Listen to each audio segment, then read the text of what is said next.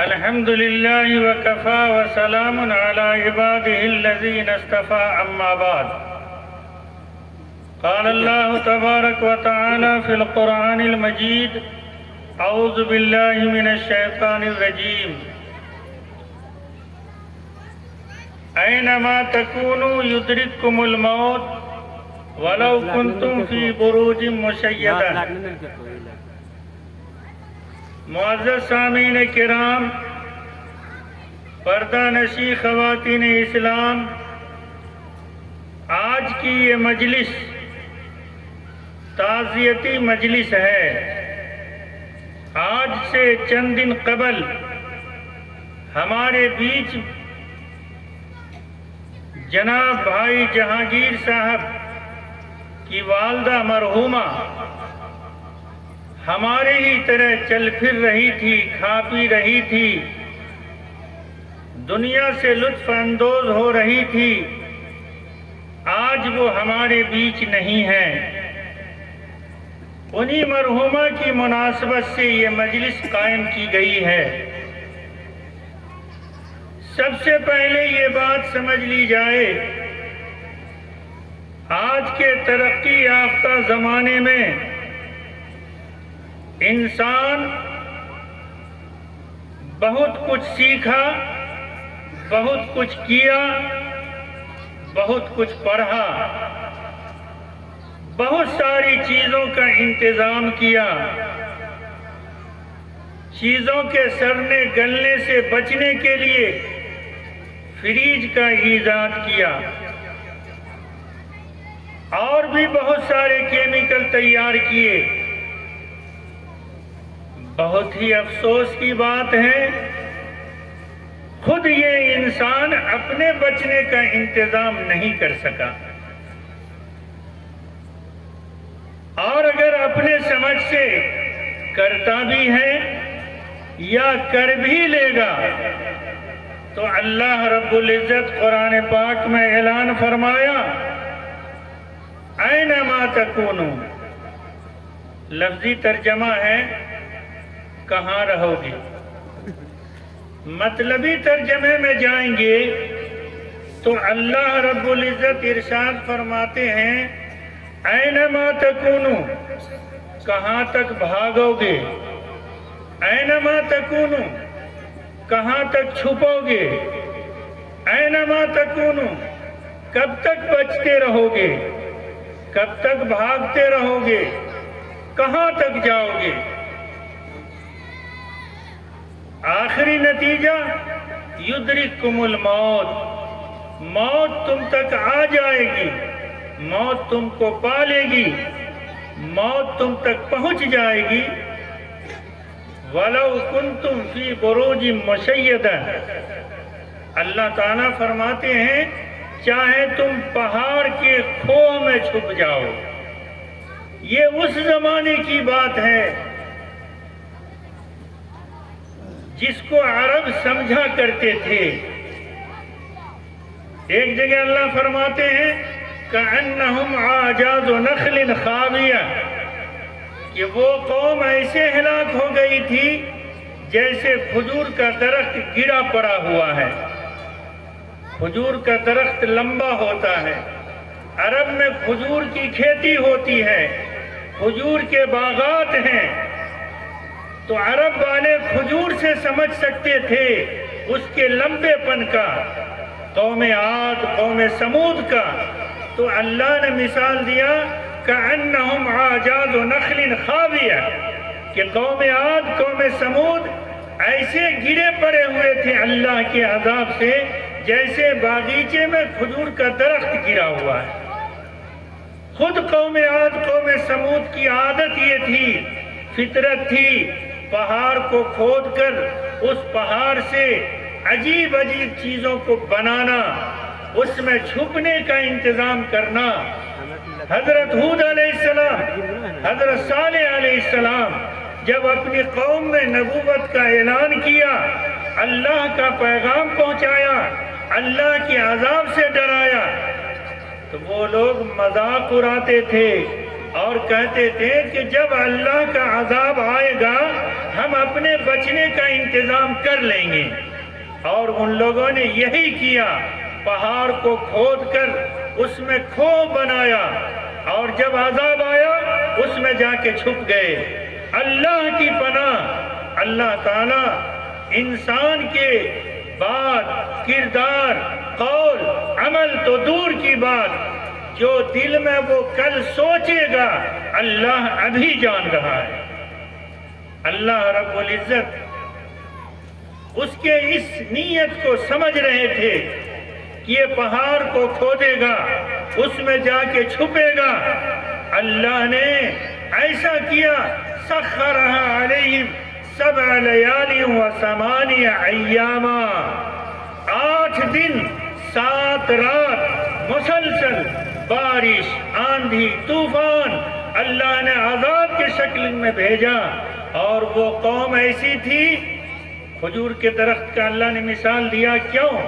اس میں سب سے ناٹا قد کا آدمی جو ہوتا تھا وہ 60 گز کا ہوتا تھا۔ تو کھجور کی درخت کی مثال دیا تو اللہ نے فرمایا اینما تکونوا، تم کہاں جاؤ گے، تم کہاں چھپو گے، کہاں بھاگو گے، کتنا بچو گے، یدرککم الموت، موت تم تک آ جائے گی، وَلَوْ كُنْتُمْ فِي بُرُوجٍ مُشَيَّدَةٍ، چاہے تم پہاڑ کے کھو میں چھپ جاؤ۔ یہ عرب والوں کو سمجھانے کے لیے قوم عاد اور قوم سمود کے عمل کو بتلایا۔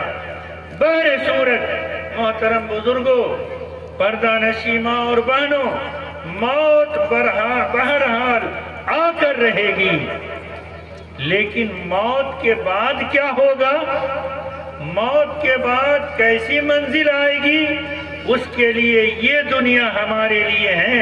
اس دنیا میں ہم اپنے آگے کی دنیا کی تیاری کر لیں۔ اللہ کے نبی صلی اللہ علیہ وسلم نے فرمایا انما الدنیا مزرعۃ للآخرہ، کہ دنیا آخرت کی کھیتی ہے، انسان آخرت میں سکھ چین سے رہے، آرام سے رہے، اس کے لیے یہ دنیا کھیتی کی جگہ ہے تاکہ آخرت میں وہ آرام کر سکے۔ اور عقل بھی یہ بات کہتی ہے، ہم سمجھتے ہیں پیسہ، ہم سمجھتے ہیں محل، ہم سمجھتے ہیں کوٹھی، ہم سمجھتے ہیں زمین، ہم سمجھتے ہیں تعداد، ذرا عقل پہ زور تو دیجئے، ہم ہی انسان تو ہیں۔ ماں کے پیٹ میں ہم بند تھے، چند انچ کا ایک خول جس کو بچہ دانی کہتے ہیں، یہی انسان، اس کا بچھونا کیا تھا، اس کا کھانا کیا تھا، اس کا اوڑھنا کیا تھا، اس کا دن کیا تھا، اس کی رات کیا تھی۔ بچھونا بچہ دانی چمڑے کا خول، اندھیری کوٹھری، کھانا کیا، ماں جو کھاتی تھی اس سے جو خون بنتا تھا، اسی خون کے لوتھڑے کو ہم ہی تو ماں کے پیٹ میں کھاتے تھے۔ ہمیں انسان جب اس دنیا میں قدم رکھے، وہ میرا اوڑھنا بچھونا چمڑا کا نہیں، میرا کھانا خون نہیں، میری کوٹھری اندھیری نہیں، یہ بجلی، یہ کمکمے، یہ گیہوں چاول پھل فروٹ کھانا، یہ بہترین کپڑا، ہم ہی تو انسان ہے۔ دنیا بدل گئی، جگہ بدل گئی، کھانا بدل گیا، گھر بدل گیا، اوڑھنا بدل گیا، بچھونا بدل گیا۔ یہی انسان ہم ہی جب اس دنیا کو چھوڑ کر جائیں گے، عقل نہیں مانتی ہے کہ ماں کے پیٹ میں جو کھانا اس دنیا میں بدل گیا تو کیا اس دنیا کا کھانا قبر میں کام دے گا، آخرت میں کام دے گا؟ نہیں میرے بھائی، جگہ بدل جائے گی، زمانہ بدل جائے گا، دن رات بدل جائیں گے، تو میرا کھانا پینا اوڑھنا بچھونا سب بدل جائے گا۔ اور وہ کیا ہوگا؟ وہاں میرا عمل، میرا کھانا ہوگا، میرا کرتب، میرا بچھونا ہوگا، اللہ کی رضامندی پہ چلنے والا عمل میرے لیے وہاں خوشگوار زندگی ہوگی۔ اسی کو تو سوچئے۔ آج انسان اس بات کو سوچ نہیں رہا ہے اور اللہ کے دین کو ٹھکرائے ہوا ہے۔ توبہ کیجئے، موت کی تیاری کیجئے، آخرت کی تیاری کیجئے، موت سر پہ کھڑی ہے، توبہ کی بھی مہلت نہیں ہوگی، اور اللہ ارحم الراحمین ہے، تمام رحم کرنے والوں میں سب سے زیادہ رحم کرنے والی ذات اللہ کی ذات ہے۔ ہمارے عزیز محترم ایک مصرع پڑھا تھا، 100 بار اگر ٹوٹی توبہ، حیرت ہی اس میں کیا، بخشش کی روایت ہے، توبہ تو ایک بہانہ ہے۔ اللہ اپنے بندوں کو معاف کرنے کے لیے بےتاب ہے۔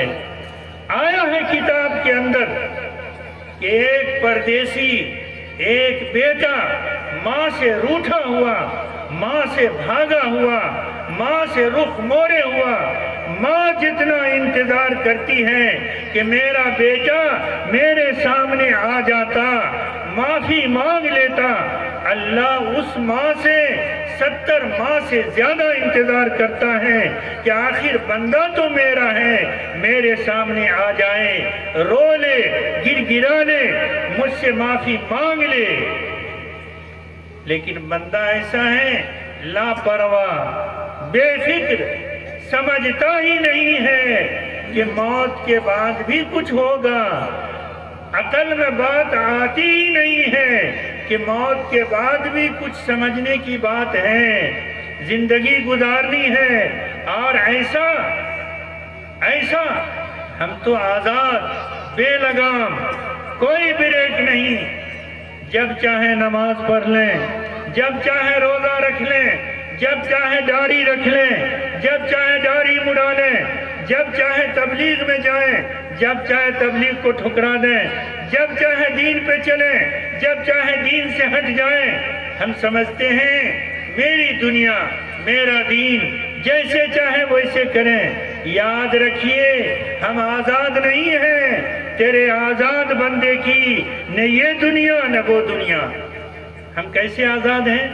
تیرے آزاد بندے کی نہ یہ دنیا نہ وہ دنیا۔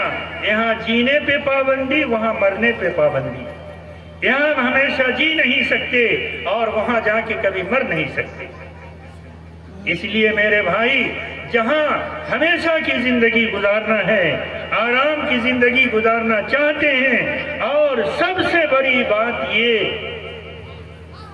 جناب محمد الرسول اللہ صلی اللہ علیہ وسلم سے زیادہ ہمارے لیے کوئی محبوب ذات نہیں ہے اللہ کے علاوہ۔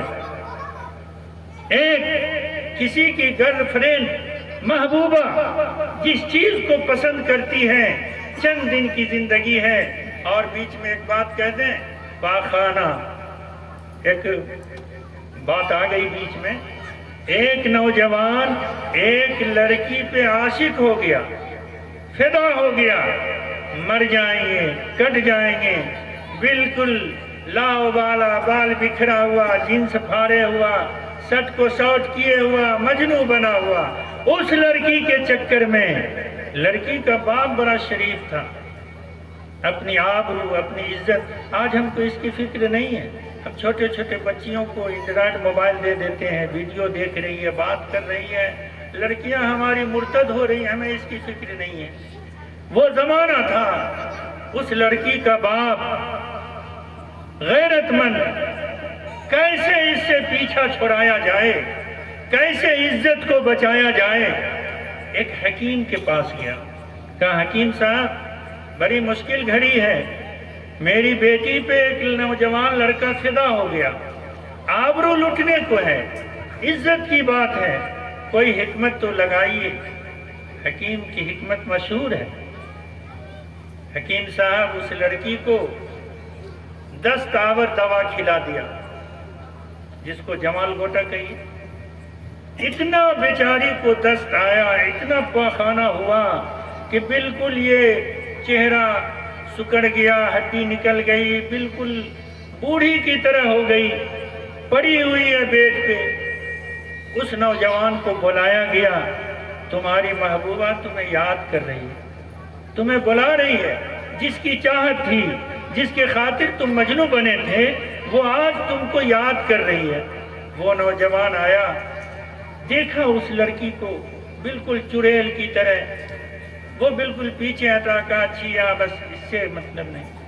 حکیم صاحب اس نوجوان کے ہاتھ کو پکڑا، کہا بیٹا پتہ یہ چلتا ہے کہ تم پاخانے سے محبت کر رہے تھے، جب تک اس کو دست نہیں آیا، پاخانہ نہیں ہوا، صحت مند تھی، تم اس پہ فدا تھے، وہی چہرہ، وہی جسم، وہی لڑکی۔